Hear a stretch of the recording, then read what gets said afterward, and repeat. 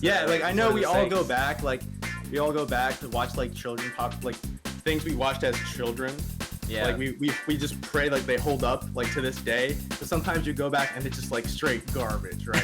Yeah, It's no, just- for it's sure, just for sure. That complete happens. booty, right? It's just complete Yeah. booty. But it did not happen to me with Acceleracers. Like No. but I think still, like to this day, Acceleracers is a slow quality series. It has no right to be as good as it.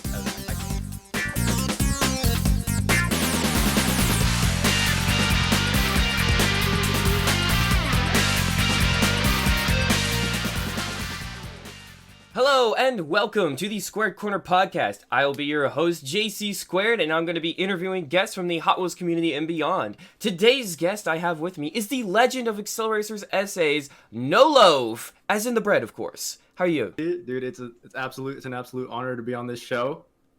I know it was a little hard to get a hold of me, but I'm happy to be on after all this time. No, that's awesome. That's awesome.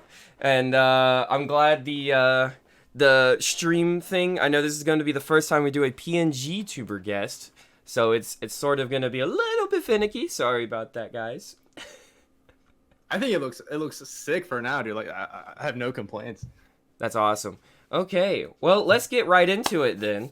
And I guess, how did you first come across Acceleracers World Race? We'll start with the super basics.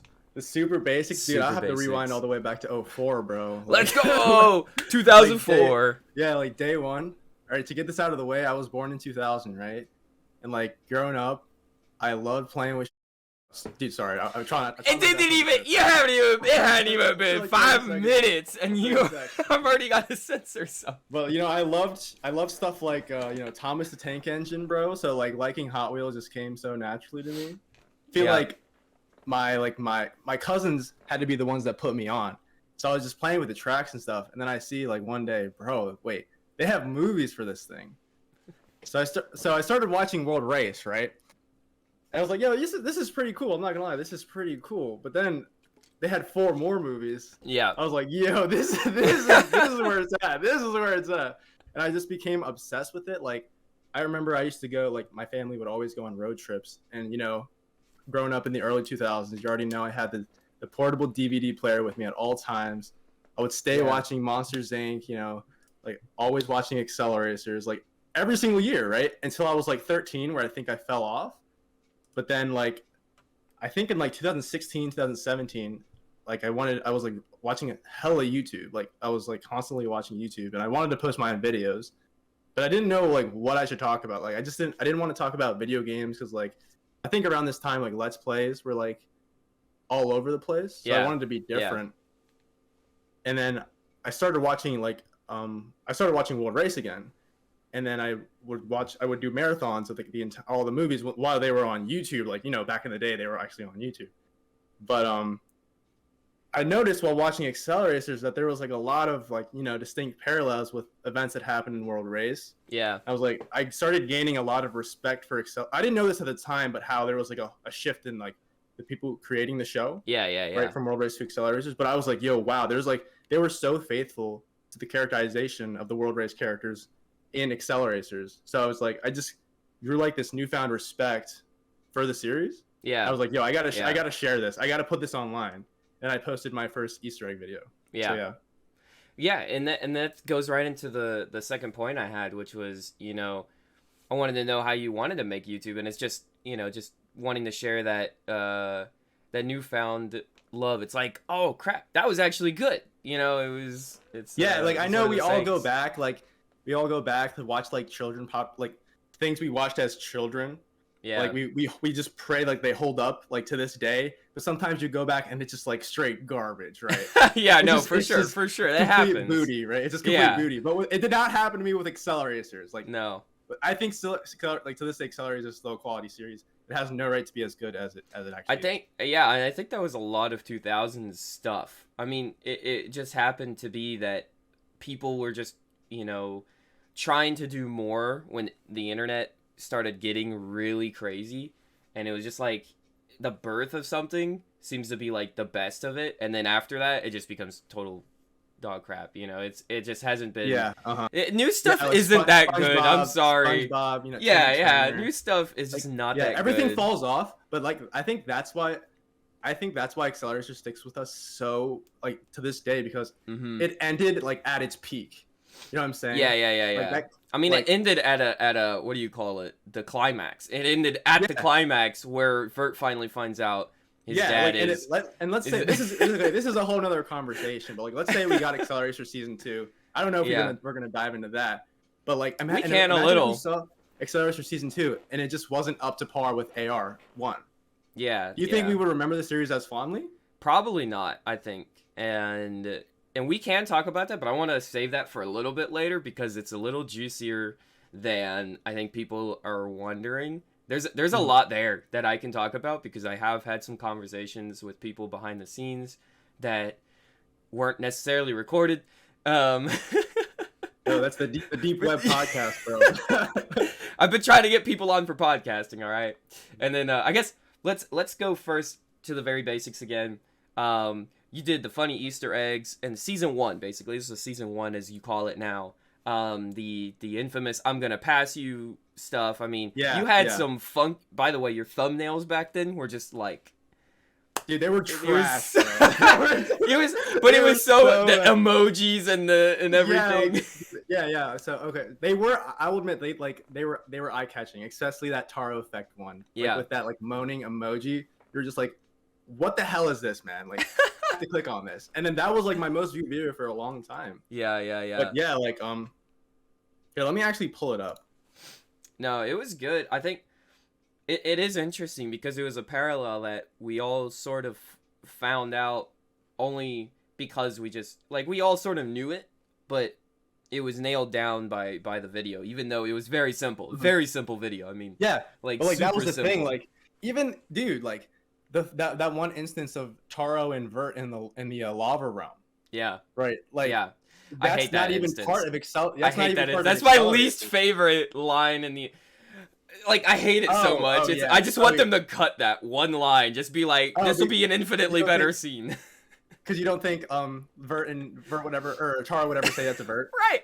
No, I don't think it would. I really don't think so. I think. Oh yeah, I definitely agree. I still love that scene though. It's like the scene itself is actually good because Vert is succeeding at what he failed at originally, which was, trying to save. Well, first off, I would say what they originally did in the lava leg of World Race is the same thing sort of with Lonnie. Oh yeah, for sure. And then he failed at it in Ignition, but then he succeeded at it for Taro, which means I think it's just to show, that whole Vert has learned from his mistakes in terms of he always wants to try and save people even when he can't sometimes, which was the whole thing with Kadeem. But yeah, with Taro, I hated that line so much because Taro's like, I thought a Teku would never help a Metal Mania. I'm like, bro, get out of here. Get out of here. There's no way. You would never. They had already been through so much. I know. I'm like, there's just no way you're saying that. I'm sorry. But like, yeah, that's another thing. Like, like that's one of the inconsistencies I wanted to talk about. Like, because like, at the time I didn't know. I thought the same people made Acceleracers had made World Race. Yeah. Right? And in my what video? I think. What was it? Oh yeah, the questionable retcons of Acceleracers. Yeah, that was a good video. I made light of like, dude, there's like a lot of things that like don't make sense in the shift from World Race to Accelerator, despite like a lot of the characterization I think being well done. Yeah. That moment with Taro, like it was like a bit of a soft reboot, right? Yeah. It was like, oh, it's been 2 years. I guess they don't really know each other. I'm like, I don't think so. Like yeah, like Kurt and Wild, like their relationship had been repaired by the end of World Race, right? But yeah. Well, I think that retcon wasn't the worst. I think that was that was probably one of the better ones, and it wasn't really out of line with Kurt's character being the untrustworthy guy that he is, right? True, but it's kind of like returning back to the status quo. Right. And Marky and Kurt having like a little like a little spat, right? Right, yeah. And I think that came back to Gomez's vision for not Acceleracers, but the sequel. I think I forgot what he called it in the podcast, but it was over geared or something. I'm gonna look back at my podcast later, but it was a second season basically of World Race, and it was gonna more closely follow really like right after sort of. Yeah. and all the team leaders from World Race, I'm sure, would have had like significant roles. Yeah. As opposed to AR, where like we only really kept 3 of them. Right. Yeah, it's Kadeem, Vert, and we kept Kadeem. No, four. Well, Kadeem, I mean, yeah, but only 1 episode though. 3 episodes. 2. Yeah. Oh, like, I'm sorry, but as himself, but then he turns into a yeah. I hate that. And then Banji is just like, you know. Yeah, I think Kadeem being turned into a drone is actually one of the worst decisions they made. Seriously? I think it was. I hate it. Only because I think Kadeem is. I mean, like, you got to think, like, bro, he's a leader of his own people, and now, like, what happened to his people? You know, it's like totally. He's awful. Darth Vader, bro. He's Darth Vader, bro. He's Darth Vader. Yes, and Gerlorum is Palpatine, dude. This is not. I don't know. Yes. Yes. Galorem and Acceleracers is so nerfed. Oh lord. Yeah. I will say though, like that final scene between Kadeem and Kurt, like fighting in the drone headquarters, where like Kurt's trying to remind Kadeem of his past, and he's just not giving in. Like that low key gave me chills, bro. I'm not gonna lie. Yeah, I think as a plot point, it is very tragic, right? It's like, what is this tragedy doing in Hot Wheels, right? Out of all, all of the things that you could do, you made an extreme tragedy. Like what? Yeah, I know, but he was such a good character, but like there's no way they could have kept him around because he was just too good of a leader, right? He would have made the Teku and the Metal Maniacs not have so much conflict. That's true, because he is like one of the unifiers of the groups. Yeah, he's definitely one of the unifiers. Yeah, he's like one of those weird third-party characters like Tezla and Lonnie and Gig, who they're not part of one team, right? Yeah, and I think that's why they kept him for that first bit, because Vert and Taro both think highly of Kadeem, and especially Vert, because Vert learned how to be humble because of Kadeem.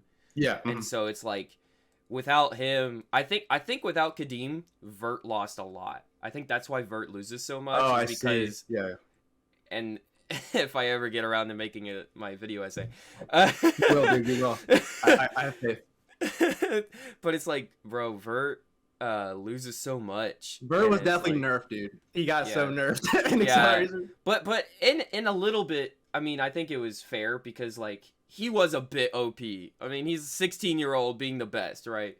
Yeah, it's a great story He was that like typical like shonen anime protagonist in World Race. Yeah. I think the nerfing was actually warranted, but I think it was because of losing Kadeem, because he was, I think, at the very front practically with him and Kurt. They were doing really well. Realm? Yeah, in the Storm Realm, I think they were doing really well, and then he just kept getting into a slump the whole rest of the way, and it sort of harkens back to how like baseball players and stuff, they get into that slump like after they're like the greatest of all time and everything. They just fall, and that's sort of what I was gonna compare Vert to, is that he's just like one of the best, and he's in a slump right now because of the tragedy that happened to Kadeem and everything. I mean, I saw a fan comic, I think, of like Vert seeing Kadeem all messed up, and I was like, I don't want to see this. I don't want to see this, bro. Dude. That sounds like a Darth Vader comic, bro. Yeah, it was crazy. But like, yeah, Acceleracers as a whole, like as you said, it just feels so much more grounded. Like it's like it's not the darkest piece of media, right? But there are slightly more mature themes than World Race. Like even I know Acceleracers visually, dude, it's not the best. No, World Race looks way better. World Race, that cell shading looks fantastic. It holds up to this day. It's like Wind Waker, right? Yeah. But like, even visually, you can tell Acceleracers like they're going for something with a little bit more weight to it. No, for sure. And I think, like I said, that was the whole thing, is that they were trying to target that like young teen to like preteen. Like 11 to 15, or like 9 to 15 probably. And I think it worked, because I mean, you see it's funny now because their goal is to get the really small kids, like 5 to 6. They're trying to get the babies, bro. I mean, they literally are trying to get babies. It's not even a joke. I mean, it's actually very disheartening, because it's the babies and it's the 50-year-olds. Like, dude, that is their age demographic. And they'll be like, no, we totally like reach out to all the what about the guys JDM, and I'm like, yeah, JDM is like the 90s kids, like early 2000s / late 90s. just forgotten about. Like, dude, tell me why, bro. I was babysitting my cousins like a while back, and I see this man. He's playing like an iPhone game, or like an iPhone Hot Wheels game on his tablet. Yeah. He was like 4 or 5 at the time. Yeah. And I hand this man like an actual solid real life Hot Wheels car. Yeah. He doesn't even want to play with it, bro. I'm like, bro, this is the real thing. That's the point of the Hot Wheels. Exactly. I'm like, I thought you liked Hot Wheels, dude. You're a fraud. You know what's funny though is that back when I used to, when the movies were on YouTube, I was allowed to, because I do a daycare. Sometimes I worked at daycare, and so I would put on Hot Wheels World Race and Acceleracers, and the kids loved it. They're like, bro, this thing is a goat. I mean, they like 4th graders were like enthralled with it, and I was like, oh, let's go. I'm that cool guy. You know? Got him, dude. You got him. And what's funny is now some of those kids that grew up, or not even those kids specifically, but just now in that preteen era, they hate Hot Wheels. They think it's for babies, and I'm like, wow, how the turns it, because it just wasn't back then. I mean, when we were probably 12 or 13, I was still talking about this. Yeah, I was 5 when I watched it. So I was actively watching the show. I was actively like in the subreddits. I was listening to the soundtrack. Like, it was awesome, dude. It was perpetually just like always with me. You know what I'm saying? Right, I never grew out of it. Yeah, no, and the same with me. Shoot, I kept thinking for the longest time up till when I was 16. I'm like, when I'm 16, I'm gonna driver's license. I'm gonna be like Vert Wheeler. You're gonna be Vert. And yeah, exactly. I didn't do that though. I didn't do that because I was too scared for some reason. I didn't want to get behind the wheel. I was like, I'm gonna mess everything up, and I was like, I don't need to drive anyway. I'm only 16, because school is literally like 5 minutes away, so it didn't really matter at the time. But then when college hit, I was like, all right, I'm 18. I need a driver's license. So yeah. So then I got my driver's license, and then I was like, you know what? I could go one step further here. I could dress like Vert. I could do this. This is pretty easy. You know, he's got a jacket. The jacket's not too crazy. He's got some pants, navy blue cargo pants. All right, no problem. Some shoes. You're not gonna worry about the shoes. Just get some white, Nikes or something. And the shirt. The shirt was the hardest part in the beginning that I thought. I was like, oh, where do I get a shirt? And I found Redbubble through I don't remember if you remember the 5th movie comic thing, The Edge. The Edge? Yeah, dude. I remember the Facebook days, bro. Those were rough. Those were rough. So they actually had a page on there for Redbubble originally. And so I went to the site thinking, is this all they have? And I was like, I could do better. So I did. I got my MacBook Air from 2013. And I pulled up Paint, and then I was like, all right, let's make a Teku logo for Vert Wheeler. So I did the Vert Wheeler Teku logo, and then I slapped it on one of their graphic tees because it had the black border on the collar. And I was like, oh, this is perfect. And then I found an Amazon listing for a white jacket, bought it. And then the sewing thing, that was a whole thing. I just made a template, and I was like, all right, Granny, how do we do this?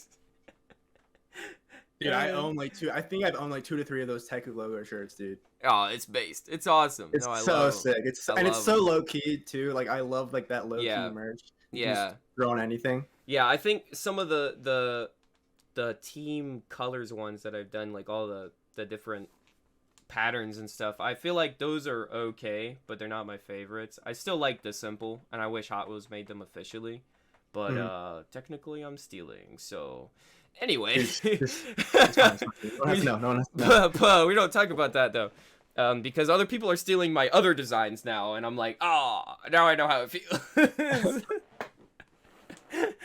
Oh, but anyway, so yeah, it's just like I just stuck with Vert Wheeler so long that I thought 16 and 18, I was gonna be like Vert Wheeler, and then I think and like the 18, thing about I did it. I did it. I was like, I'm 18. I'm wearing the Vert Wheeler jacket. Time to grow a beard. I could not grow. Yeah. I cannot grow a goatee. Dude, I can't even grow a goatee. I'm sorry, guys. That's why my cosplay is so inaccurate. But the thing about it is though, I think Jeff Gomez, he either mentioned this in his podcast episode with you or in his AMA, where like he made like the intentional choice to age up the characters so they weren't children. Like, they were all at least like 16, like versus the obviously youngest in World Race, and like the characters were like what, like 16 to 35 or something. Yeah. I mean, Taro I think is like 30 or something because he's So so like that's the thing. Like we still resonate with characters because they were going through things that an adult would deal with. Yeah. Like we saw this as children, but it's sticking with us even when we're adults. So it has that like that generational like staying power, bro. Yeah. Yeah. And especially with like you want to be like that, you know, it's like seeing your favorite actor or something. Like when I first watched Captain America, I'm the same way with Captain America. First Avenger is my favorite film. When he does the whole transformation thing, go from skinny to Captain America, you know, it's like, yeah, I want to be like that. yeah, definitely.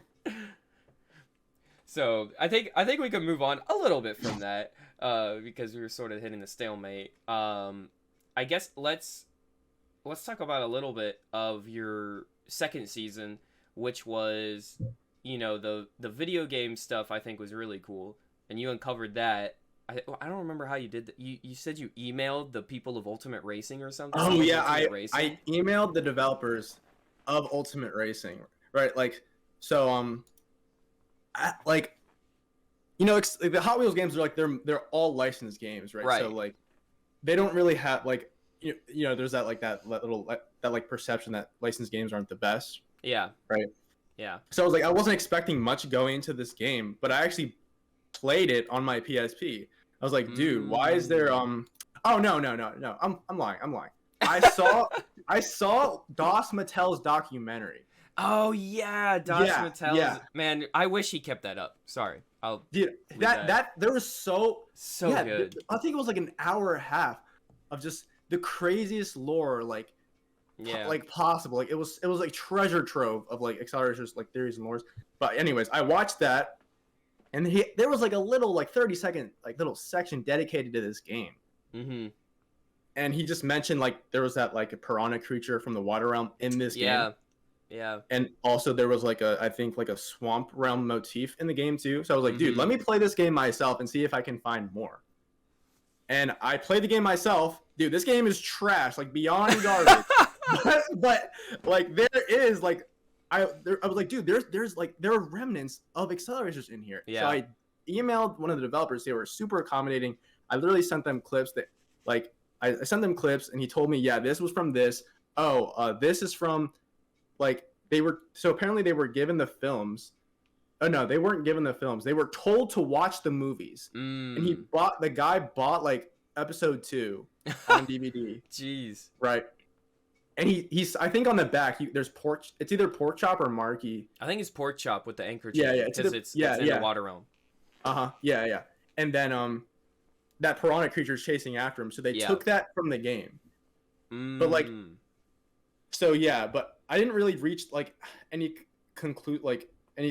conclusive as to like was there an Acceleracers game in development? Yeah. Right, because there never was. There never. It doesn't seem like there ever was. Yeah. Unfortunately, which is really unfortunate considering World Race got a video game. Right, and that would go to Jeff Gomez because I mean it was because their company said, hey, we need all these things for the transmedia storytelling, right? And so the one thing was a video game, the comic books, and then, like all of this stuff, you know.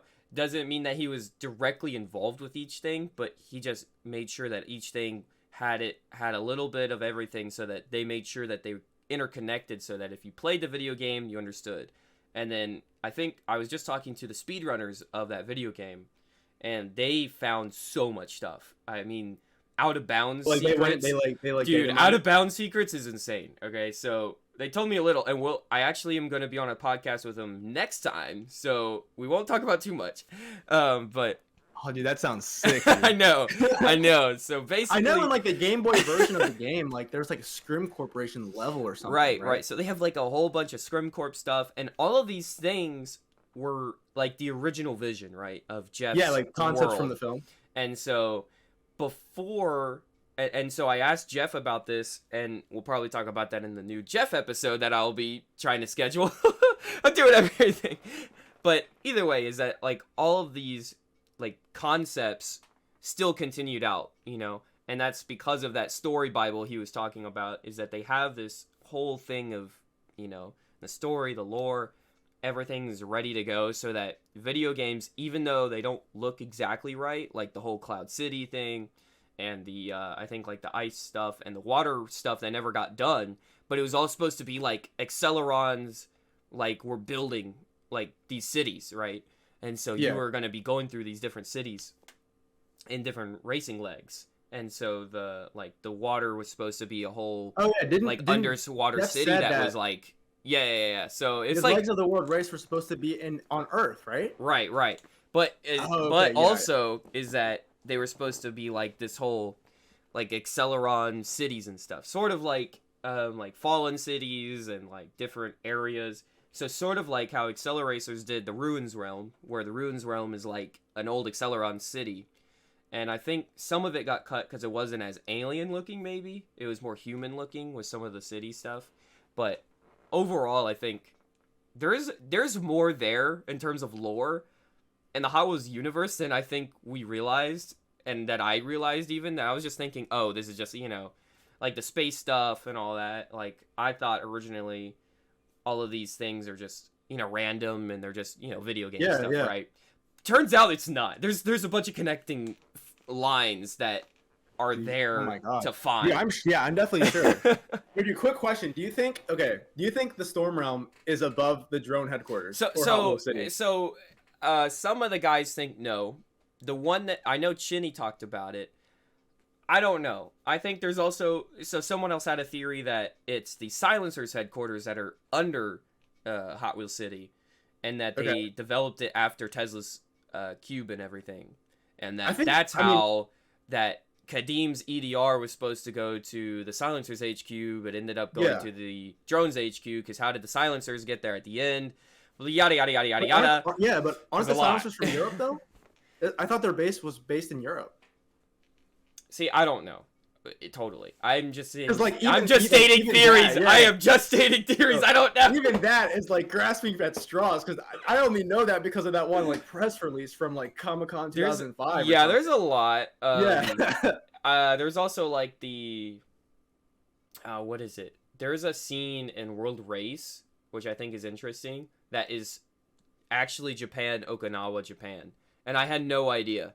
It's the cliffside when they're about to go into the fourth leg of the world race, and I think Vert's either talking about the tasty waves to Kadeem or something, or rather another after the desert. Oh wait, and that cliff is actually and Vulcan sent this to me on Discord, and he's like, "Hey, check this out. It's Okinawa, Japan." Dude, isn't that's the cliffside where Tonyo gets his right where Tonyo falls off. My god. Yeah. I had no idea. Oh my god. So like that whole so apparently and it's even funnier because the map points to Japan in Tezla's cube when he's reviewing the entire world race. So apparently each leg is hidden, and then you end up on the other side. So there's actually multiple Tezla's cubes around the world. So now it's just there's a lot of stuff that could happen. And also, dude, can we I think the whole getting back to your Storm Realm thing, I don't know if it's true because it doesn't rain in Hot Wheels City and all that. But anyway, continue what you were about to say. Dude, you're being a whole meteorologist now right now. Dude, I'm telling, it's insane. This is like crazy stuff, and it's crazy that we can even talk about this because normally you would just say it's just a kid's show, right? There is no sense, but actually there is sense. No. They put way too much respect on this series. Yeah, like, dude, like, okay, on the topic of Tezla, like, can we talk about like him throughout Acceleracers? Like, dude, this guy was an evil genius. Yeah. So I was actually going to talk about that in your second season as well. That was one of your videos. I think that's my favorite video. I think that has to be my favorite. And what's funny is I disagree with it, but only because I disagree with him being a protagonist. I don't agree with that he's the protagonist. Vert is still the protagonist of the entire show. Yeah. My only disagreement is the protagonist thing. Here's a question: how would we enter the legs of the world race or the realms without Tezla? You wouldn't. Exactly. No, but he's not the protagonist. He's a strong supporting character. Like, he's like the best plot point and stuff, but he's not the protagonist. The protagonist follows Vert Wheeler. Yeah. It follows Vert the entire thing.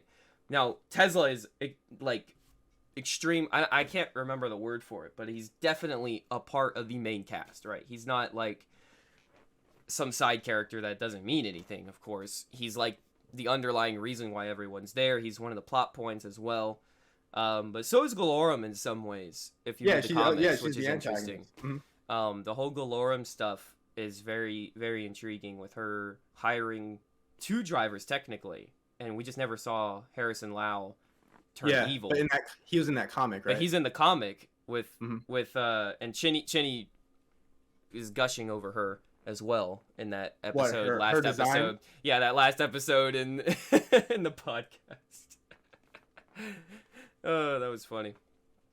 But anyway, it's like that whole thing as well. But yeah, no, Dr. Tezla is. I think it was funny that first off, I just remembered that tweet from some big YouTuber saw your video and tweeted that out. Yeah. I thought that was hilarious. Dude, that had me rolling, in the same way as Frankenstein, Dr. Tezla. Dude, oh my god, dude. I don't even know if I can talk. I'm not gonna talk about this, but like, dude, that had me rolling, dude. Like, oh my god, like, come on, can this man just give me a retweet, bro, or something, bro? Some shout out, like, please, dude. But I'm glad, you know, the series got like that type of exposure, and like the fact that I can even make that kind of equivalency. Yeah. Like a testament to like how much they were.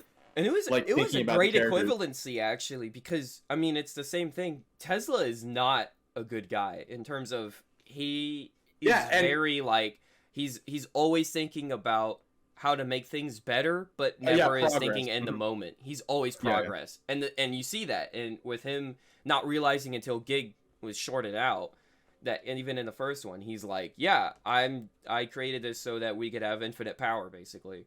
And we don't really care about racing. I just cared about the power, right? And so that whole thing, and then he's like, and then of course, you know, Vert and Taro are like, we're drivers. What do you mean you don't care about the racing? You literally hired us. And it shows like, you know, he created robots to drive for him in the racing leagues before. Yeah, he was testing. Yeah, I remember that in the intro. Like, oh my god, it's so iconic. I think it's one of the most forgotten parts of. Yeah, where he's like using that robot. The whole reason why he recruited drivers in the first place was because he couldn't get past that one loop in the first leg of the world race, right? Right. Yeah. So that's because he needed that driver, like, I guess with that young spirit. Instinct. Yeah, with that like you need to know early 2000 angst, right? To get past that loop. Right. And that was Vert Wheeler. Yeah. Yeah, so Dr. Tezla is very, very unethical, for sure. Yeah, do you think, like, obviously, like, I think Jeff would agree with that, like, with that reading of Tezla, that he's unethical, because even in World Race, like, there was that one scene, I think, where Banji took Esmeralda and Skeet into the back into the race so they could practice, right? And then Tesla's like, you're not allowed to do that. Like, you're not allowed to do that. Wait, why? Why am I risk your car in a leg of the world race that's already been explored? Like, bro, they need to practice, bro, or else they're gonna die. Yeah, right. What about Lonnie though? Lonnie could have died. Like, I don't think he cared. Oh yeah, and dude, in world race, is there like an EDR in the cars? Oh no. But they do. They do like transport back though at the very end. So it wasn't as big of a deal. Like if someone finishes, because like you saw, I think. Because like, how did Mega Duty statue, the third leg? How did Mega Duty and F-150? I can't remember. Chuvo and Rekis get out. You know they. Yes. Yeah. Even how did Kurt get out? How did Kurt get out after being yeeted by Kadeem off that ledge? Like, right. So it wasn't as big of a deal. It seems like there was more safety features in the leg part of World Race than in the racing realms, which I think the racing realms were meant to be like. You know, like hard difficulty. It's like hard difficulty mode, basically. You turned on the difficulty, and all of a sudden, Diora 2 gets smashed to bits, even though earlier it's like been banged up 50 times just fine. God, that was like such a great plot point though in Acceleracers, like the removal of like that emergency driver return, like for the first 2 episodes, because like. It brought a lot growing more up, stakes. like as a kid, like obviously, like I know the result of the films now, but like as a kid, I really did not know who was gonna make it throughout the realms. Like I know Vert's gonna make it. I know Vert's gonna make it back, but Kadeem, like bro, as a child, no one wanted Kadeem to die. That he's gonna die. Yeah, it was crazy. The stakes were, I think, better in Acceleracers for sure because of that, and that's where the whole "Drive to Survive" slogan came from, which is great. Is that ever said in World Race? I mean, sorry, no, in Acceleracers? Or is that what was In that part of the the theme song material? it is. Oh, okay. In the theme song it is, but it's never like it's never one of the characters going drive to survive, because that would be stupid, right? That would be Because terrible. that's like real That would be kiddish. terrible. That's like Yeah, Team yeah. Hot Wheels level of writing. Uh-huh. Team Hot Wheels. Anyway, so Are we gonna talk about Battle Force 5 on here, bro? Like, here's my thing with Battle Force 5. Oh my God. Okay, when Battle Force 5 came out, I hated it, and the reason I hated it was because it said 5, and I thought Vert Wheeler's coming back, you know, because they did that in the theme. I can't remember the commercial, but it was just like, or maybe it's just my kid brain saying, "Oh, Vert's in there." It was like Vert is here with Battle Force 5, and I thought, Vert's back?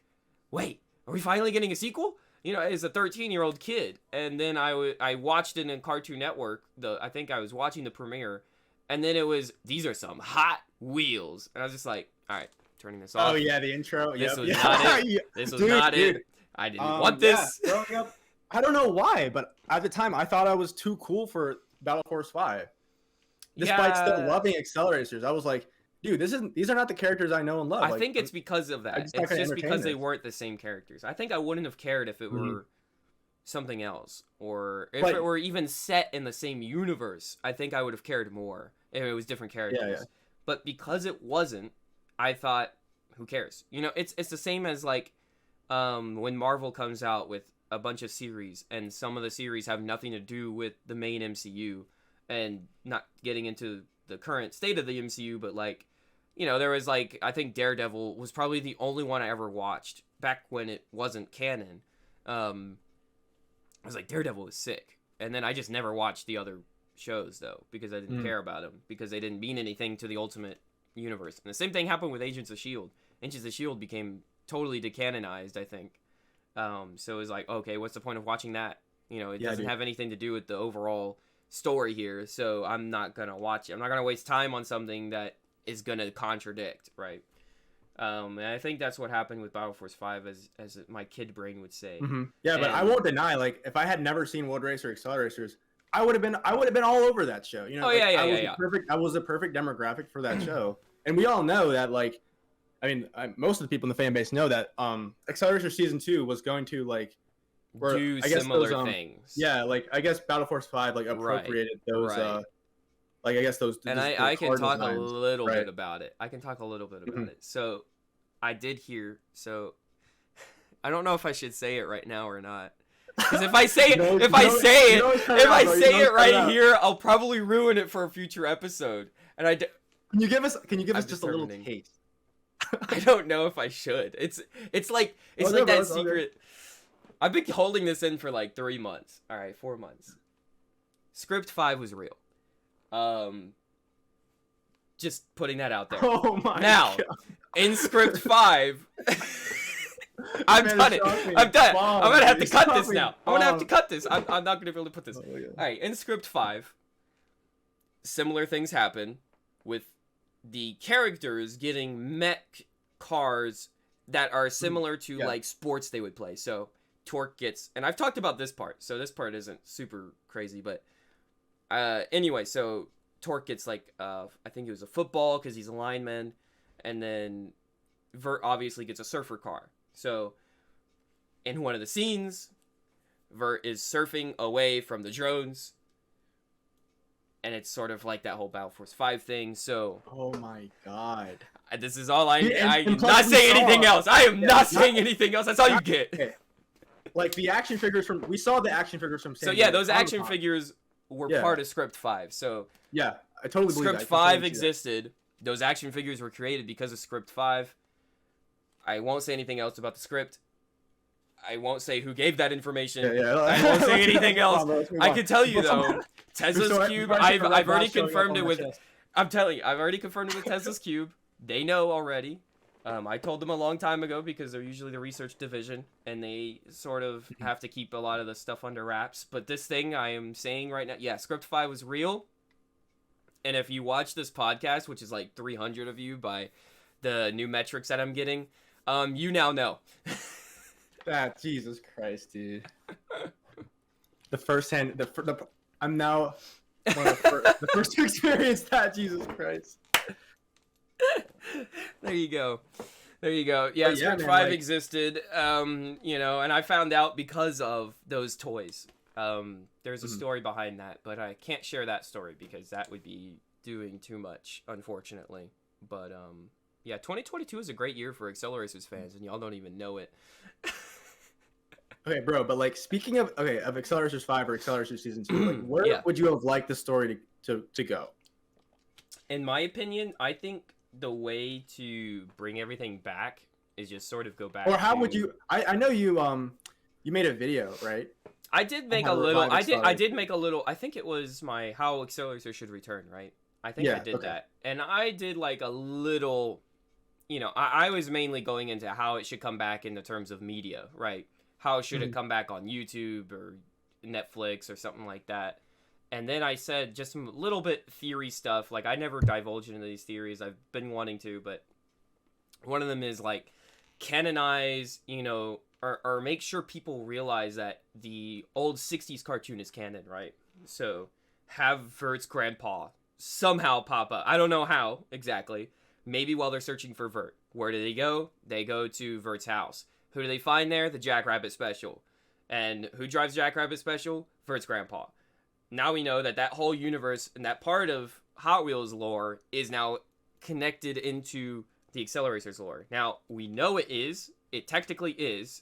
In just, Jeff has stated it's totally canon, but this would be like a actual, you know, piece that is really connecting the dots, you know, where people can be like, wait, like casual fans can now delve further into that lore without even realizing it was there in the first place, whereas, you know, hardcore fans like us, we already knew.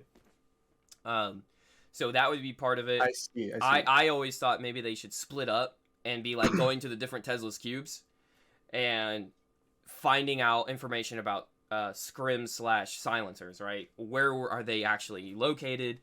You know, I thought like, let's do Shirako in Japan, because I think that would be super cool to see a Japanese city or something in Acceleracers. I think if they really wanted to go into that scope and stuff, they could have really hit home with, like, let's say Shirako is teamed up with one of the Metal Maniacs, like Taro, and they're in Japan, right? That's cool.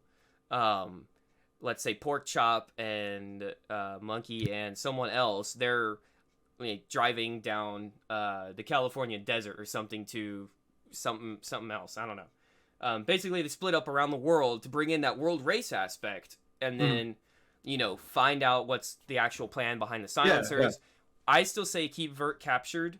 I wouldn't have him just escape. You know, I would say keep him captured.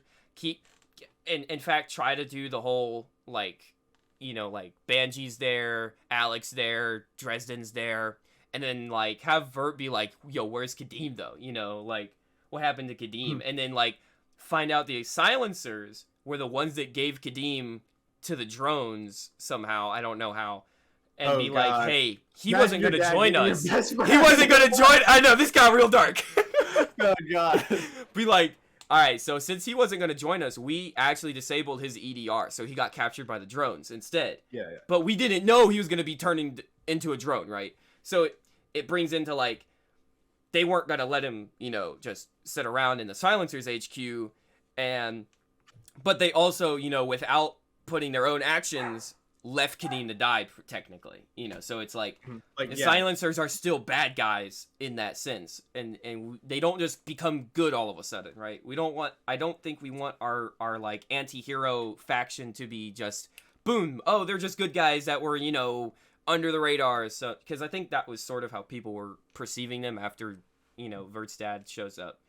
And I don't think that's it. I think there's still an anti-hero type of, you know, government-led, because then you could get into politics. Woo!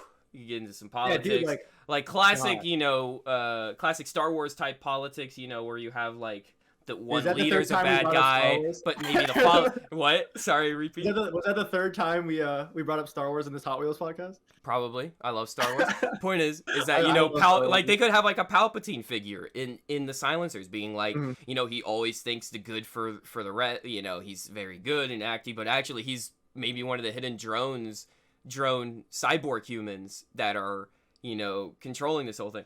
I'm going really deep, all right? This is dude, like total theory stuff. But like, I think you can keep that dark factor, but also keep the world race factor of like the kiddish stuff without going too far. I think you can nail it both. Cursing, no one has to curse in this show. There doesn't. Yeah, no, I hate people that curse in their fan stuff. Like that doesn't make the show mature at all, bro. Like the show it's fine as makes it more immature. Okay, guys. Yeah, just because it has a mature label doesn't make it mature. Yeah. It was the perfect blend, bro. Yeah. Of like the kiddie stuff, you know, to appeal to children, but also like that little like I don't know, that angst of the early 2000s. Yeah, and I think that was you know, it's funny, Shadow the Hedgehog curse. And yeah, and he doesn't anymore. He doesn't anymore, right? And so like it's like Acceleracers knew where it should be, and I'm glad that they realized that. And I just wish, and it's funny because when I was talking to Eric Cherney, he was talking about how they were saying, hey, the marketing team was like, hey, how do we make Hot Wheels more hip? And I'm like, that sounds so crazy. You know, like it's really, it's like, oh, it's the classic, hey, what's up, kids? I'm, you know, what's up, my fellow kids, you know, sort of thing with the skateboard. And, you know, it worked though somehow. And I think I wish that marketers were more like that and just out of touch, but knowing they're out of touch. And let people like Jeff Gomez take the reins, bro. Exactly. It's like, just know you're out of touch because you are. Like, marketing teams right now, I feel like are very out of touch. And that's with, like, most every company. I think most every company, surprisingly, I think Star Wars is probably the best at it. Even though I don't agree with how they run it sometimes. I'm like, overall, their reach is a good way of splitting it. They have like Star Wars Kids, and then they have the Star Wars, right? So that they can put trailers and like the Star Wars show back when it was good on the Star Wars channel, and then they could put like little animated clips on the Star Wars Kids stuff. And I like that dichotomy actually. I wish Hot Wheels had something like that, because right now Hot Wheels' YouTube channel is total mush. It's horrible. I don't even know what I'm looking at. I can't be a fan of the YouTube channel of official Hot Wheels. They can't stream on there for their Legends tour. They have to go to other people. They have to go to Jay Leno's garage. They have to, like, why are you going to, like, you're Hot Wheels. You're bigger than everything, and you're going to other people to stream this? I don't understand what's happening. And how do they reach out with collectors? They just use other channels again. They use Lamely Group. Lamely Group is literally just Hot Wheels collectors' sponsor channel, right? They just send him stuff, and then he reviews it on the channel for collectors. That's how they did it, instead of doing their own Hot Wheels collectors thing. Yeah, same thing with, to do their own, dude. Same thing with Lego. Lego understands. Yeah. Lego understands. They have their own Lego adults, you know, whole like collecting channel stuff. And I think then on the side of that, they have the collabs with creators, right? And they have collabs with a lot of creators. Hot Wheels has one. Meanwhile, we're getting hit by Hit Entertainment. Yeah, no, right? Seriously. And now we got to deal with getting hit. And let me just say, your videos are probably the most ethically used of the copyright stuff. Like fair use. Fair use. Yeah. I think yours are the most fair use. And even Chinny's, he admits he lets clips go on too long. And it is fair use in terms of that, you know. Yeah, but it's still transformative. Yeah, you're still transforming it. You're not trying to show. You're just trying to show the scene and then talk about that scene, right? And so yours just do it really well, and you're always really clean about it. It's probably because you have so little videos right now, but that's okay because. Yeah, I'll be back. Oh, he's gonna be back. All right, he's gonna be back. But you know, I think the whole thing, and I've talked. I just wish. Yeah, there's a whole lot. In terms of that, like, dude, oh my God, Chinny Mix, like, he started uploading after me, right? Yeah. But he has such a ginormous backlog already. Like, it's really inspiring to see. Like, dude, like, I thought so. The reason I don't post that much, is because, you know, I feel like, at least personally, I've said everything I wanted to say about Acceleracers, and anything I make from now on would just be milking it. Yeah, you know what I mean? Yeah, like there was like a couple, like I think I have like a list of like 5 to 7 things I could still cover, but like I'm satisfied with where the channel is at now, especially with the Tezla video. Yeah, that video is like, it's like 4, like that could have been 4 separate videos in one. Yeah, right. It could have been a video, like, I don't know if you remember, but there's a section dedicated to Kurt Wild. There's a section dedicated to Lonnie. I also talk about Galorm as an antagonist in there, and then there's Tezla as the protagonist, right? Like that's 4 videos, but I just consolidated it into one. Yeah. Because it was all relevant to like the greater thesis. Right. But yeah, like I'm really satisfied to where my channel is, but I might return one day. Well, because I know you that Vert Wheeler essay too, dude. Hit me up. I know. We gotta get that done at some point. And then, like I said, I got the ideas. I'm just bad at putting it on paper because I just ramble a lot. But now you have, before we start closing too soon, now you have the second channel, the just Nolo AF channel, because now you changed the first channel to Nolo AF to Acceleracers. And you've talked about Star Wars stuff on there as well as Sonic. Dude, I have another video on Star Wars coming up. Star Wars is a mess right now. Dude, but I understand. This is the wrong podcast to discuss that. Is it? I've talked about some random stuff on my podcast before. That's true, dude. I'm okay with going a little Star Warsy, okay? Okay. Let's get quick thoughts. Obi-Wan Kenobi was not garbage, good. Dude. It was horrible. Boba Fett. Probably even worse. It was really bad. Now, Andor is the one that I'm curious about, because I'll tell you my thoughts, but I want to hear yours first. You want the unadulterated Nolof opinion on Andor? Censored, please. Okay. I mean, dude, I can't lie to you, bro. It's not for me. It's not for me, bro. I agree. No, I agree 100%. I didn't like it. I thought it was good, but I didn't think it was great. And I also think that it was very middle of the road. I think people are overhyping it because of the tone. And I was like, okay, so you got a good tone going. Where's the rest of the story? Where's the pacing? Yeah. Where is Andor's character? Because his character is absolutely horrible. I don't know why the show is about Andor. I hated Andor. Andor was the least interesting character. Yeah. In his own show. How do you do that? Because you don't focus on him as a person. And they were like, oh, but it's called character building. And I was like, I don't know anything about Andor. I know that I don't care about Andor. I know that he's an orphan now. I think that his whole population got killed. He got saved by a crazy lady who kidnapped him and became his mom. And then he's super careful, except when it comes to his name, so that people can report him to the police. Those first 3 episodes are the most important episodes, and people are like, oh, just skip them. No! That's the whole point you can't skip. You're not supposed to skip episodes that are literally talking about who he is. Dude, there's like those people that are like, dude, just wait till episode 300. I swear the show gets good there.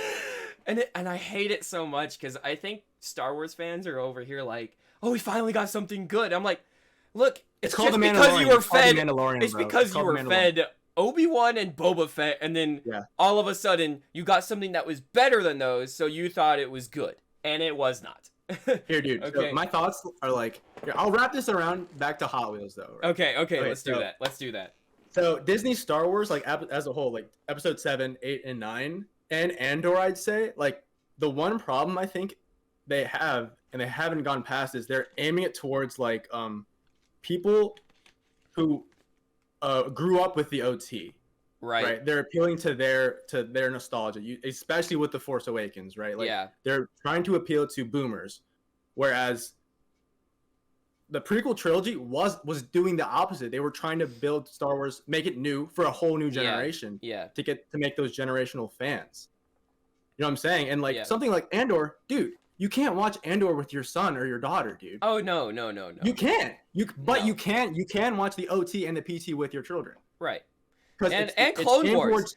And it's crazy because, again, Clone Wars is still a kid's show. I don't care what you say. And, it has dark themes. So does Acceleracers. Of course. So does Acceleracers. There's death. Wow. Oh, it's not a kid's show because there's death now. Like, no, kids should know about death. Death is a real thing that exists. Like, that's not, like... Yeah, literally, Darth Vader, the climax of Return of the Jedi is Darth Vader dying, bro. What do you mean? Like, just because there's a very dark death, like, with, like, Ahsoka cutting off heads or something, right? Like, okay, like, but it's done in a way that's like very quick, fast, and then it gets it out of there. Like like kids just don't focus on that stuff as much as people think. Yeah, dude, like I think that's their main thing. Like they're making content for adults now. Yeah. Right. Yeah. and they're not targeting children who will if you target children, you'll create a fan for the rest of their life. Yeah. And then they'll put their children Right. on, and then the cycle continues. That's what George Lucas always emphasized, right? That's Yeah. why he was so into making toys. It's why the Clone Wars is still the most popular Lego sets, because Clone Wars are a bunch of frickin' clone troopers. I mean, that's why the most hype set of 2022, I think, is 501st again. 501st Battle Pack. Bro, people just want clones again. Just give us clones, and we'll be happy. I mean, they're giving us basically all the animated content they usually hit out of the park. Oh, yeah. Except for that one. We don't talk about that other one that was set in the Marquez sisters? No. Sequel trilogy. No, I mean, that wasn't a great episode or anything, but, like, it wasn't the end of the world. Yeah. It was like a quick one and done, get out of here sort of thing. But the other show, I can't remember. It was after Rebels, and they canceled. It was basically right? They finished Rebels, and then they were like, all right, here's this new show about people in the sequel trilogy, and everyone was like, interesting, and then no one watched it, I think. Yeah. Okay, dude. To get back to Acceleracers though, like, bro, I would have loved to experience Acceleracers like as a teen. You know what I'm saying? Because something with like the silencers. When was the first time they showed up in Acceleracers? Like episode 2, right? Yeah, technically episode 2, but I never understood that as a kid. But I don't think I'm trying to remember, dude. I should have rewatched the films. But in the episode 2 ending credits scene, is that the scene where you see that Metro Realm car transform into Vert's dad's car? No, that's the beginning of 3. It's the beginning of 3. So that's why I was always confused in number 2 is because they never revealed it. It was just called the Speed of Silence, and they didn't reveal that there were silencers. Yeah. That's insane. Like, that's insane. Like, imagine if like the internet was as popular as it was today. Like, everyone would be freaking out. Like, excuse, who are they?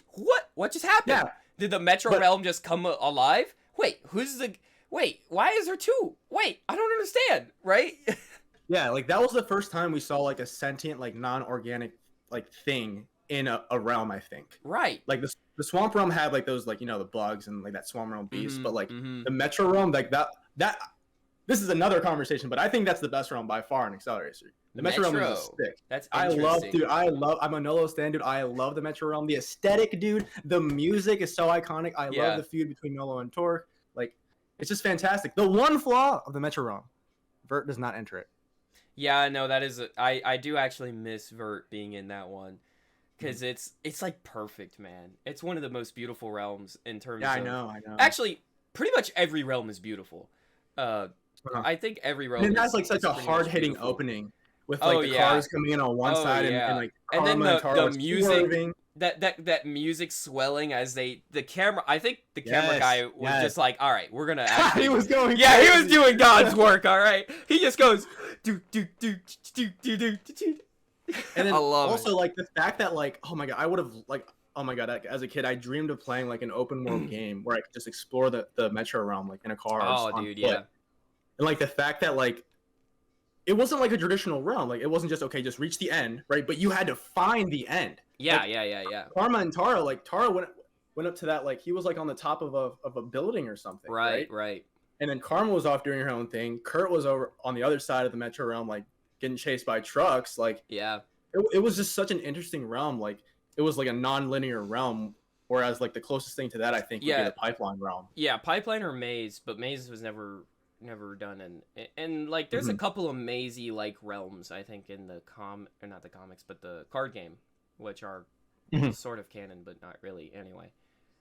But yeah, I think the maze was really interesting. I think people that say, oh, what's a city doing here, like they got water, they got pipeline, like all these grandiose, and then why is there a city? And I think most people miss the point. I think it's so great though. I think most people miss the point. Again, Hot Wheels City is a thing.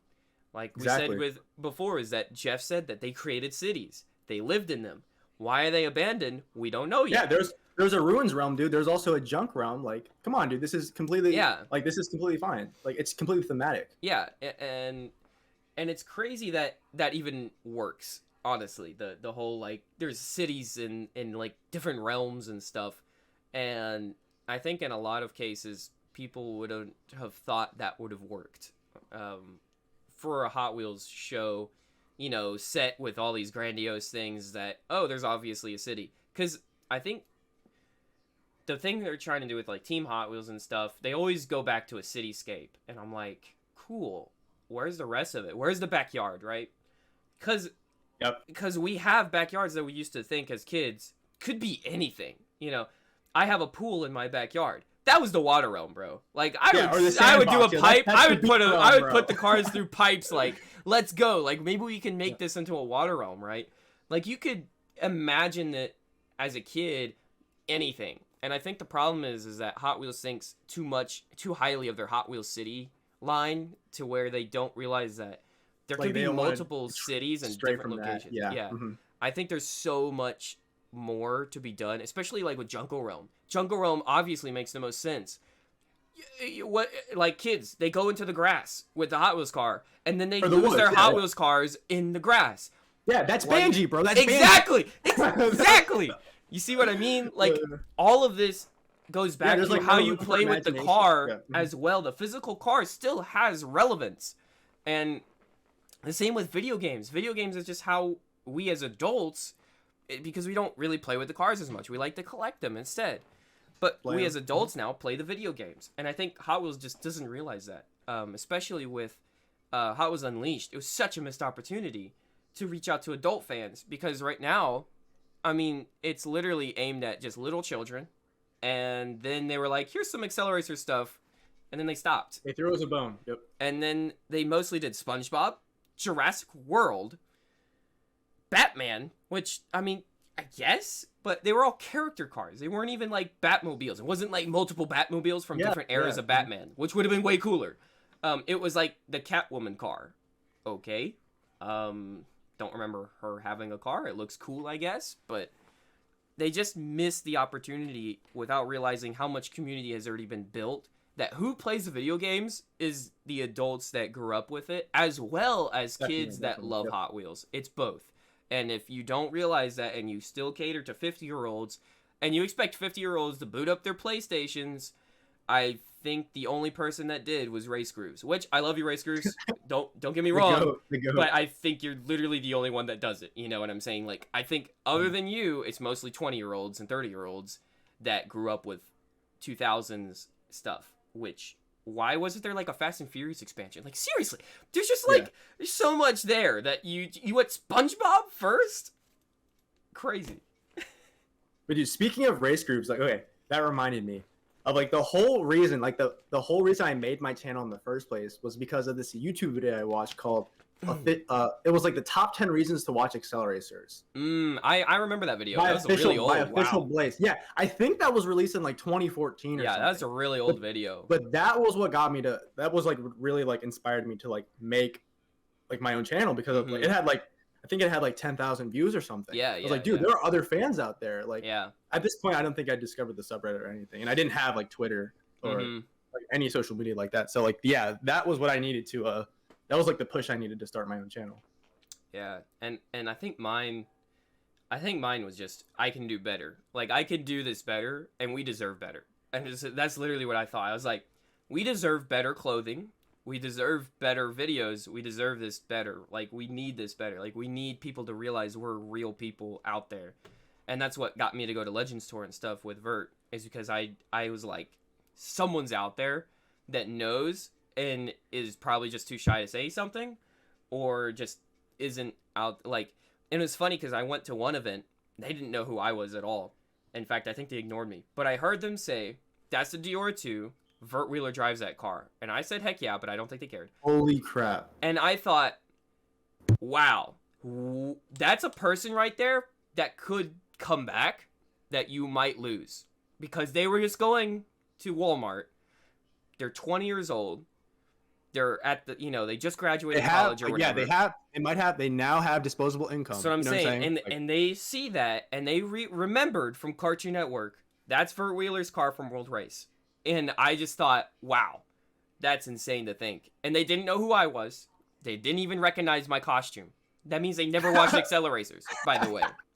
So that means... he stopped at the ending of World Race, bro. That's what I'm saying, though. That there is still so much to do that you can get people to realize there was a sequel. you can get people to realize there's more here. You can get people to realize there's more to delve into than just surface level stuff. And once you get people that are like, oh, there's more than just, you know, what I see on the surface, you start getting more hardcore fans, start getting more people that actually care, and you get people that are dedicated to being like, this stuff rocks, you know? And that's what I've seen from my channel. That's what I've seen, you know, from just people on the internet with Bionicle. I mean, why is Bionicle still so popular? It's because it has lore. It's because it has a story. It has characters that people love. What is his name? The white Bionicle that sacrifices himself in, I think it's Mataro, in the underwater, right? Like, I didn't even know he sacrificed himself until recently, because I never got to that point in the books. So it's like, there's just so much more to discover still. Yeah, and it really, like, the characters are what stick with you, bro. Yeah, the characters stick with you. Like, and I love car designs too. The car designs go with the characters. It's all in one. The reason we still love MST Suzuka and everything isn't just because of Max Storm or whatever. I don't remember his name. Sorry. I didn't play Velocity X. I know I'm gonna get a lot of hate already for that. But like other Hot Wheels cars, we can see people inhabiting, including ourselves. We can see like, oh, that would have been my car, right? As in the World Race, I would have been that car. Me with Synchro. Yep. Yeah, or even more than just Acceleracers cars, right? It could have been like Roll Cage. Roll Cage was from one of the video games. You know, the Loop Coupe. I could still see Loop Coupe and stuff being resonant. I can still see Silhouette, especially. Like, I see people love Silhouette and everything. Those are cars that people see themselves in this universe, this Hot Wheels universe, in. Boombox, Super Tuned. I mean, the list just keeps going on. And you still have real life cars. You still have Vipers. You still have McLarens. You still have all of these cars. You sell the 70 Roadrunner. Like, everything exists. And when everything exists, you have a wider market to appeal to. Yeah, dude, like, I can't think of a Roadrunner without seeing Taro. You know? No, seriously. I what's crazy is I think Roadrunner might be the most underrated muscle car. In terms of that era. Everyone thinks of a Charger. Everyone thinks of Challenger. Everyone thinks of the GTOs. And everyone thinks of those. Roadrunner is like the underdog of all of those. And it's the best one. It is the best muscle car from the 70s era. Iconic. There's just no... And it's all because of World Race that I love it so much. And I'm glad that World Race showed me that car, right? Those are things that I wouldn't have known as a kid. That I know now. But also can resonate with more than if I had just known, oh yeah, you know, if I were just looking at style. Because I do love the style of 70 Roadrunner. Maybe it would still win over the 69 Charger and the 70 Charger and all that because of, you know, just reasons of looks. But it like has it soars over them because of Taro.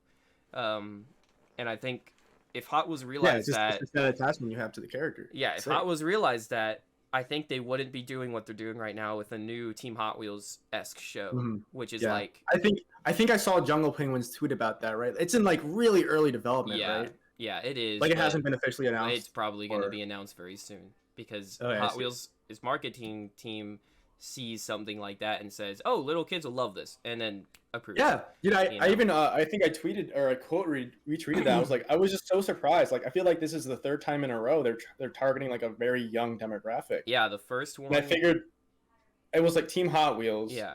Right. And then there was something else. I feel like. And I think Team Hot Wheels could have been better, and the reason is because they hired one of the best freaking motor show companies, which was Titmouse. They make the stuff for Star Wars as well, by the way. They make the little anime shorts for Star Wars on Star Wars Kids. I'm like, okay, why don't we do that? They make the with like recounting the events of the with Dante Basco as a narrator. Oh God. Do you know what I mean? Like, how did we have this animation studio and that's what you did? You did that piece of junk? Like, you're kidding me, right? That's crazy. Like, that's crazy. Can you imagine, just for a second, that instead of doing that they went the Motor City route, which they also did Motor City, by the way, and they just redid some of the scenes from Hot Wheels Acceleracers, but like the Star Wars Kids. But they did it like Star Wars Kids, where they had it like, you know, like the whole in a galaxy of adventures or whatever, but instead it would be like in the world race, in the Highway 35. You know, on Highway 35, Vert Wheeler and his team are trying to beat the racing, what is it? The little circle. What's the circle with wave rippers?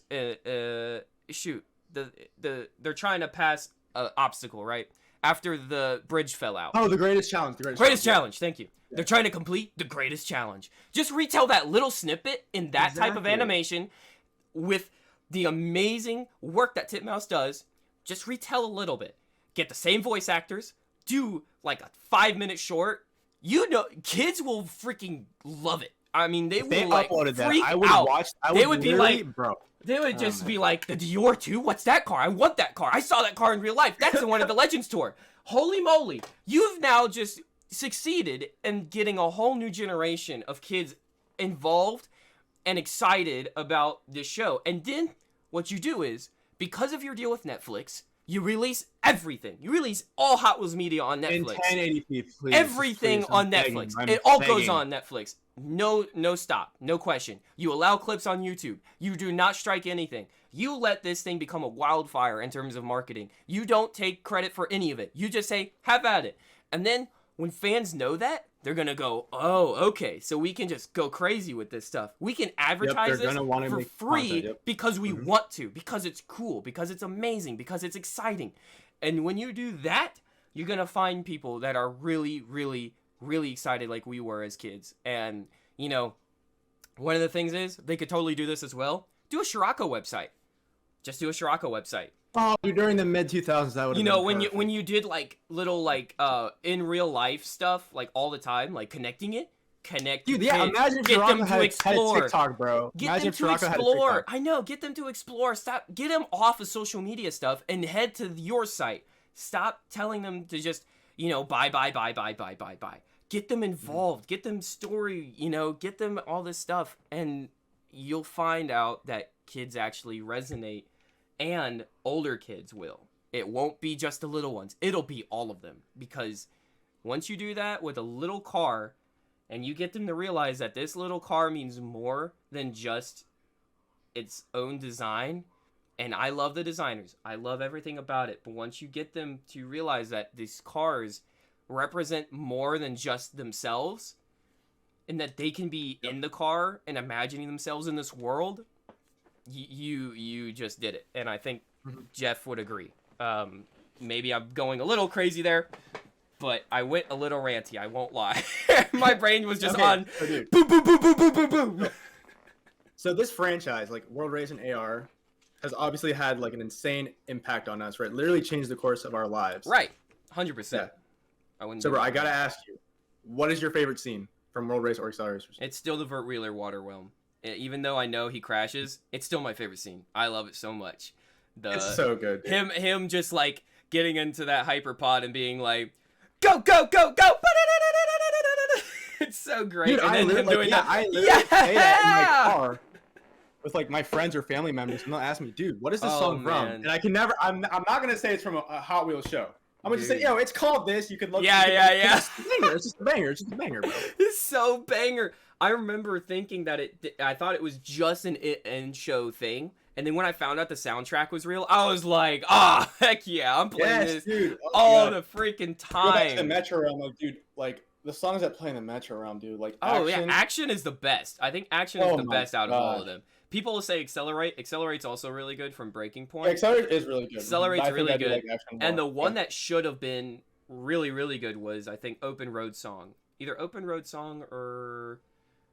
Oh, maybe it's the other one. It's the one that was like, it sounds like Smash Mouth that people say. Yeah, but it never made it in. I can't remember. Yeah, dude, there's a lot of, like, there's a couple songs on the OST that, like, they just never only show up for, like, either that or they show up for, like, 3 seconds. Right. Like, I think one song plays in the junk realm when Taro's, when he discovers that hyperpod. Yeah. And it plays for, like, 5 seconds, and then that's it.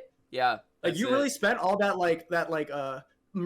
licensing fee just for 5 seconds. And what's funny is I think most of those songs were developed in-house by their own creators, and I think I had some proof of it.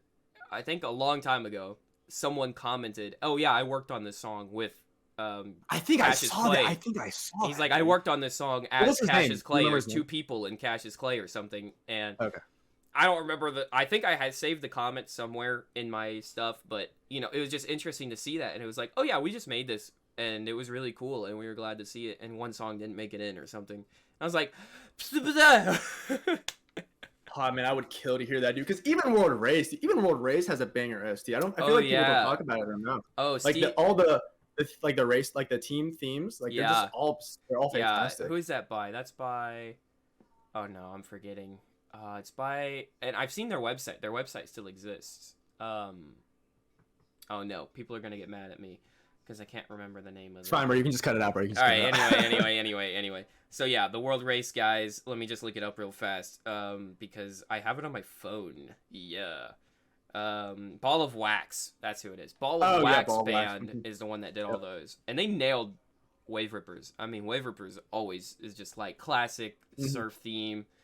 I think the one that I didn't like as much, either Dune Rats, because I didn't like the intro because it was like really long, but now I like it a lot. It sounds like Bye Bye Babylon, which is a Bionicle song, or in one of the Bionicle movies, and it's just like, yeah, okay, this is good stuff. You know? And then of course you have the video game OSTs at the time, which were by Steve Rockett, and you know, Yeah, those dude, are just love the stunt track challenge OST, bro. Stunt track challenge, bro. Dude, I literally played that. I own that on GBA, bro. It's so good. So I have it on everything. I have it on GBA. Which is the and best PS2. version? What's the best version? PS2 is the best because of Swoopy Doo. Swoopy Doo is my favorite car out of the gold cars. Swoopy Doo is the best. 16 Angels I think was the one in the GBA, which is also really good, but it's not technically, you know, it's not in the 3D version. 3D version's still better overall. I know people said for that sure. Dude, the GBA, it literally looks like Star Fox, bro. Like the original Star Fox. It looks rough, dude. Yeah, Stunt Track isn't very good on GBA, but I played it all the time. Same with World Race. World Race was really fun. I would keep a book of all the codes to get past. Because I literally wrote them down in like the instruction manual included in the game. Yeah, it was crazy those days. And oh my god, dude, what was the name of that red-haired kid that was like the Vert Wheeler stand-in? Oh, you know what I'm talking about? Krakatoa? No, wait, because Krakatoa was Krakatoa's from World Race. Wait, which one are you talking about? Oh, Ryan Storm, the main character. Ryan Storm. Yeah, Ryan Storm. I love. And then Ryan they had a Storm. similar character in Velocity X, I think. All right, here's my theory now. Ryan Storm is canon, and that he is sponsored by the Scrim Corporation, which is why he has so many Hot Wheels cars to go. Hot Wheels isn't. By the way, if you look at some of Eric Cherney's designs, you'll see on the Acceleracers one specifically that they all have a triangle at the front of the grill. Now, I suggest that this is probably due to them being of the same manufacturer, and that this manufacturer is a real manufacturer in the Hot Wheels world. And so, you know, they make the cars for Stunt Track Challenge and stuff. And that Scrim Corporation was one of the sponsors before it fell out. Maybe Stunt Track Challenge died after, you know, Scrim Corporation turned into the Silencers or something. And that Stunt Track Challenge was to find drivers for the World Race, and that it was also done as a PR stunt to show off the cars and also to make Scrim Corp look good. So which gave them the opportunity to make Tesla's cubes around the world. And so because it was a worldwide phenomenon, you know, it was one of the biggest car shows ever, and they used a lot of green screen and stuff to get into space and all that. There you go. There's my Ryan Storm theory. Ryan Storm has an issue with Dr. Tezla. Dr. Tezla throws him under the bus, and then I'm telling you, bro, I have it. I can write in Stunt Track Challenge into the universe. Okay. Speaking of diecast, what's your diecast collection looking like? I'm actually do you still actively collect? Oh yeah. I was really into it, but I stopped recently because I got into into trading card games and stuff. This is the same story as me. Because I kind of stopped collecting. I collect some of the new models, like new fantasy, but really, other than that, I don't collect as much because it is as a time. Well, it's a lot of money too. It was time. Yeah, and money. dude. Oh my god, the Acceleracers aftermarket. Yeah, because I really want to finish the Acceleracers cars before I really try to go further into more diecasts. But like I just got rid of a bunch of RLC stuff. I'm not into RLC anymore as I used to be. I think it's just plain and boring and dumb now. I'm like, all right, Spectra Flame paint, this looks cool, I'll buy it. I don't care anymore. I really just do not care. Yeah. I want them out of my collection. I'm like, they just a waste space. They're just big boxes, and I'd rather just sell them off and get Acceleracers now. And the only ones I kept are the ones that are like displayable. Like I think I still have the RWB because it comes with a character. It's the only, I think it's the only one that came with like the character, which is the guy that makes them for RWB Porsches. And I was like, if we could get something like that with Hot Wheels, that would be cool with, you know, for Wheeler or something. But, you know, stuff like that I'll keep. Or like the S2000, like the Rio Sada S2000. Stuff like that I'll really like. But mainly, I did get into trading cards because of my cousin.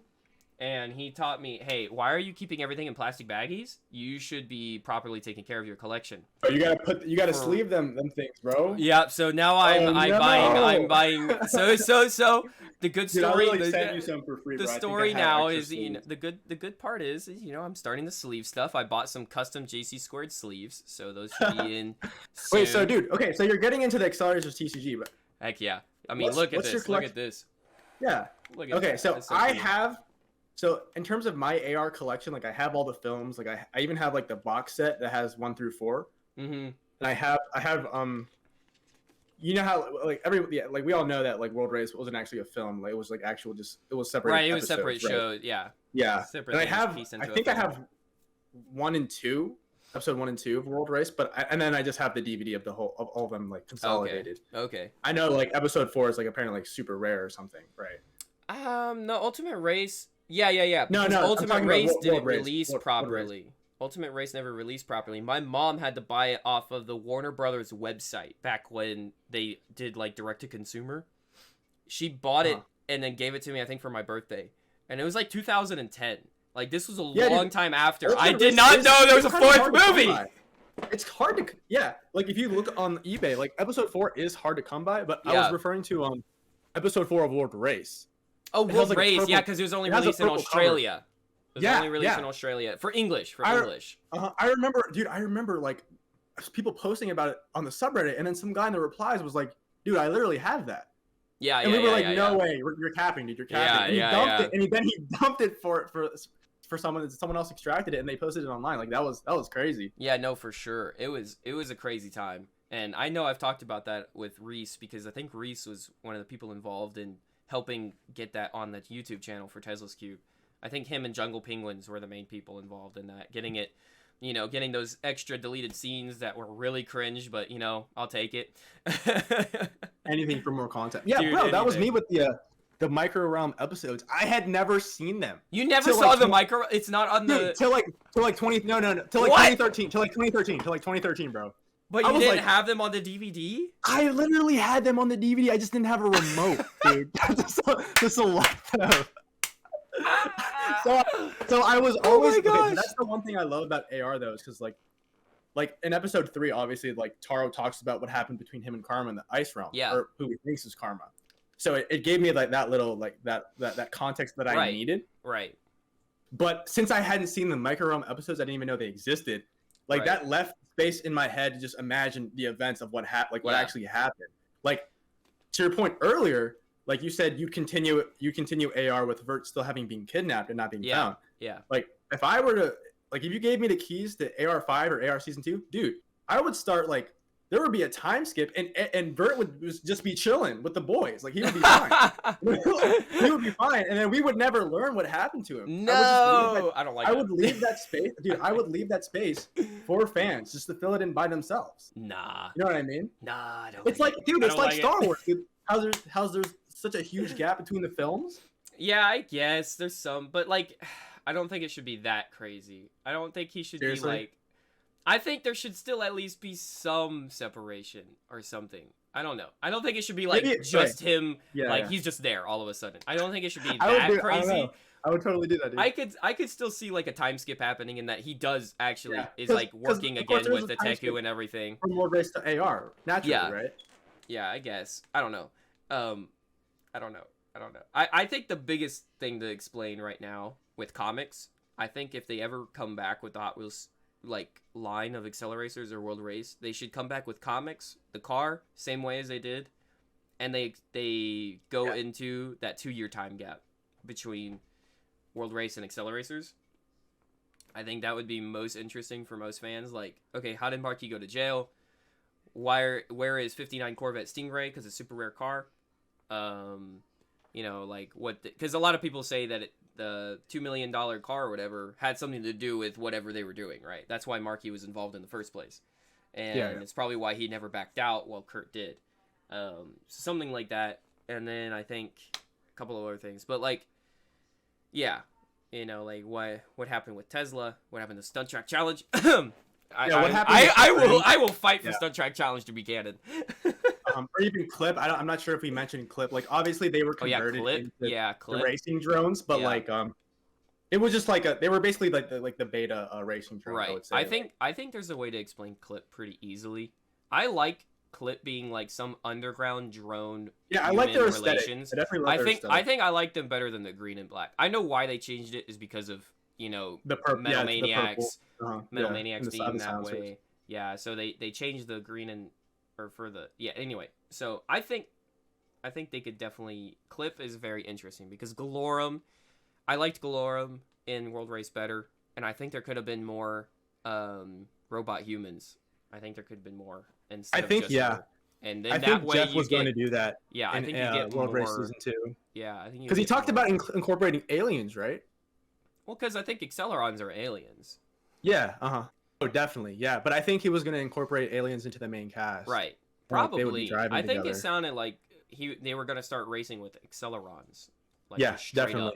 And I kind of liked where we never got to see them until the very end. I think that was nice. I think having them all of a sudden in the second episode I always perceived them as like they were like the peak of human evolution. You know what I'm saying? Or it's like the god of that world, right? You don't want to just see God all of a sudden in the second episode, right? So. But I see we're like approaching an hour 30. Yeah, I know. We gotta head out soon. We went crazy. But yeah, I just want to say, dude, it was an honor for you to have me on. I would definitely love to do this again after I do a face reveal, like to do a proper yeah. Well, and but yeah, I just want to say shout outs to Al Sedge for drawing this commission. Like, well done. Freaking beautiful. He's awesome. Yep, it's gonna be my profile pic for like years now. Yep. But yeah. Well, let's do a quick speed round. Favorite Acceleracers car? I think we already know this. Synchro Reverb. Synchro Reverb. Favorite Hot Wheels diecast if it's different from Acceleracer stuff. If you had like my favorite diecast? Yeah, if you had like a separate Hot Wheels diecast, you know, like that wasn't from Acceleracers. I don't know, bro. Right. I mean, I would just say Power Rage. I would say Power Rage. That's an Acceleracer. I know, but it's just too cool looking, bro. You literally have one, bro, on display. It's true. Favorite character other than Nolo? Okay, I won't say Vert either. Kurt. All right, Kurt. And lastly, where can people find you? You can find me on Twitter at NoloAF, and on my new channel, NoloAF. I don't know if I think it's NoloAF or NoloAF or Nolo S. I think it's Yeah. You can find me there. I'll be making I make like basically, if you like my AR videos and you like the subject matter of my new videos, like whether it be Star Wars or Squid Game or The Boys, you'll definitely enjoy my content. So I'd really appreciate it if you check me out there. And subscribe to my Acceleracers channel because you might be surprised. Yeah. I mean, you're at 7,000. You're still above me. And I've been working I would love to reach 10K one day. Dude, same. So, yeah. I get it. That's NOLOAF for those that are listening.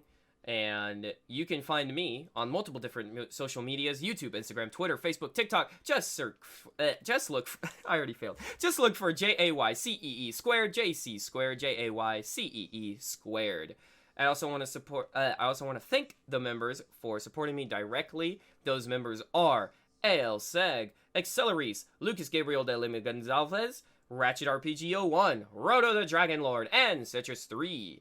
Thank you guys so much. If you want to join in as well, it's $4.99 a month, and you get your name at the end of credits, including early access to these episodes and more. With that, Nolo, any last words? Nah, man. Just thanks again. It was lit, dude. Awesome. Yeah. Oh, wait. Also, 5 stars on Apple Podcasts and Spotify. Do it now. All right. Peace out, y'all. See you guys. This has been the Squared Corner Podcast. Music composed by Steve Rocket. Video and audio recording by Riverside.fm. Video and audio editing by JayCee Squared. Logo art by Miguel Martinez. And lastly, supported by you, the viewer. Thank you.